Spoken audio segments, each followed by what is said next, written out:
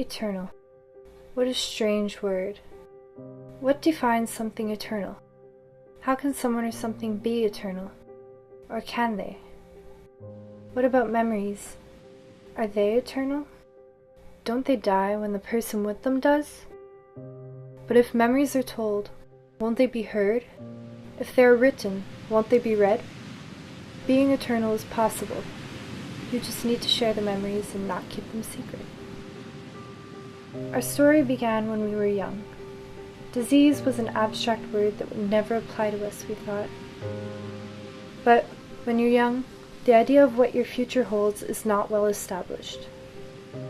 We did not fear the word, we just never thought people would pity us for having a disease. But we were wrong. We were best friends. Everywhere I went, she followed. We never split apart. As the disease grew, we did too. We were a very peaceful pair. We enjoyed walking on bike paths, taking in the cool breeze, looking at the pale sky while contemplating the emptiness, lying down on the ground to connect with the earth, and counting the stars to dream of infinity and beyond. But as we grew older, things changed. Her fear grew as she saw death crawl closer and closer. Mine did not. Stopping her was dangerous. She cried, she yelled, she hit, yet she was only experiencing the same emotions our surroundings were. After a few months of losing energy as she fought the unstoppable, she realized she was in control of our life too. If there was one thing she still had a handle on, it was our life. She often disregarded the way people looked at us. The stares, the comments, the gossip, nothing affected her anymore. As others frowned, she fought a smile. She was a spark of light in a shallow world. I was the part that thought. She was the part that fought. I convinced her to embrace her destiny. If I hadn't played a role in her life, she wouldn't be where she is now.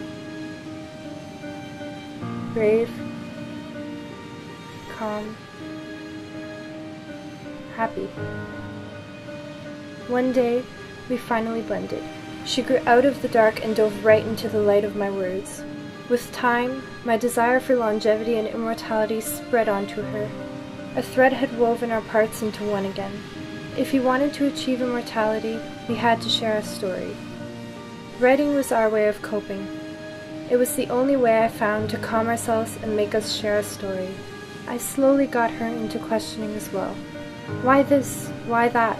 I taught her that questions might remain unanswered, but that this shouldn't stop her. Actually, it should let her create her own answers based on what she believed in. Time never stopped. We were holding on by a thin thread. Any second it could snap. It did. We walked across the bridge and saw it all.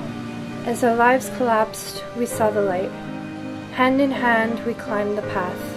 We looked at the sky and walked on the ground. The stars were our guidance into the dark. I peacefully left as a whole once again. I had finally found my way to be eternal. We accepted our fate. I was not two parts anymore, but was one.